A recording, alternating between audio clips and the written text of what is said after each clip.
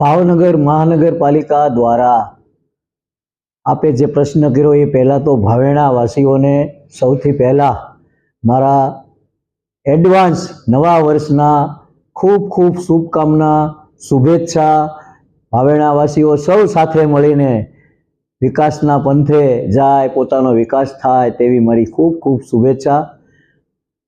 ભાવેણા વાસીઓ માટે નવી સુખ સગવડતા માટે આવતા ટૂંક સમયમાં જેનું આયોજન અમે ભાવનગર મહાનગરપાલિકા દ્વારા સરકારશ્રીના સહયોગથી ખૂબ સારું કહી શકાય એવું વર્ષો પછી આપણે ભાવનગરની પ્રજાને, ભાવનગરના લોકોને, ભાવેણા વાસીઓને બસની સુવિધા પૂરી પાડવા જઈ રહ્યા છીએ। મિની ઇલેક્ટ્રિક એસી બસ અને ખૂબ મોટી સંખ્યામાં એટલે કે 100 નંગ બસ આવી રહી છે। ત્યારે ભાવેણા વાસીઓ રિક્ષા ભાડામાંથી, મોંઘા ભાડાથી મુક્તિ પામવાના છે।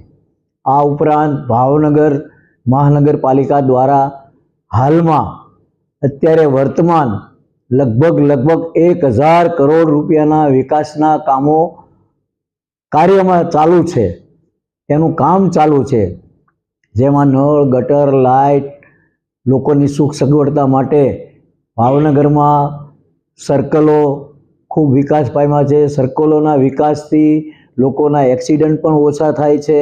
ત્યારે ભાવેણાવાસીઓ ખૂબ ખૂબ હું અહીંથી શુભેચ્છા આપું છું।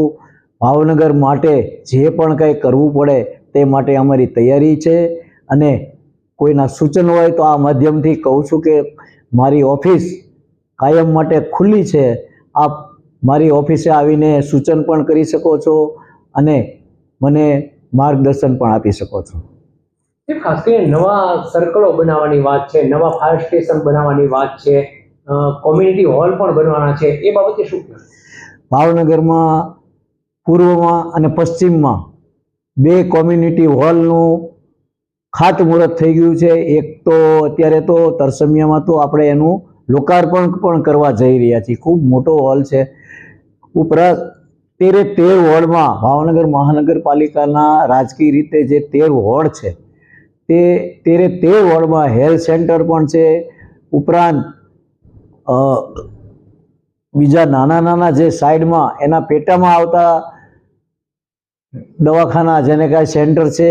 ઉપરાંત નાઇટ વોચ સેન્ટ્રલ, જે ગરીબ માણસો બહારગામથી રાત્રે આવીને રોકાતા માણસોને ભાડું ન થાય એ માટે આપણે નાઇટ વોલ્ટ સેન્ટર પણ ખોલ્યા છે। ખૂબ સારી રીતે કાળજી 2 દી પહેલાં જ હું તપાસમાં પણ ગયો હતો। ખૂબ સારી સગવડતા સાથે તેમને આપણે સગવડતા આપીએ છીએ અને લોકોના ખર્ચમાં આપણે કાપ આપી શકીએ, મુક્તિ આપી શકીએ તેવી પૂરી કોશિશ કરી રહ્યા છીએ। આ ઉપરાંત મારે ભાવનગરની પ્રજાને ભલામણ કરવાની, વિનંતી કરવાની કે આપ સૌ આપનો મહાનગરપાલિકાનો ટેક્સ ટાઈમસર ભરો તેવી મારી નમ્ર અપીલ છે, નમ્ર વિનંતી છે। આપના ટેક્સમાંથી આપના પૈસા જ આપના ખર્ચમાં વાપરવાના હોય છે। સરકારશ્રી સહાય કરે છે, કેન્દ્ર સરકાર સહાય કરે છે, ગુજરાત સરકાર સહાય કરે છે, આદરણીય ભૂપેન્દ્રભાઈ પટેલ અને આદરણીય વડાપ્રધાન જેવા જ્યારે આપણને ખૂબ સારું નેતૃત્વ મળ્યું છે ત્યારે હું ગૌરવની લાગણી એટલા માટે અનુભવું છું કે ભાવેણાવાસીઓને ખૂબ અમે મદદ કરી રહ્યા છીએ। નહીંતર ફક્ત ટેક્સથી આટલો ખર્ચો નીકળે તેમ નથી, પણ છેક ઉપર સુધી સત્તા એક જ પાર્ટીની હોય તો સંકલનમાં રહીને ખૂબ સારું કામ થઈ રહ્યું છે।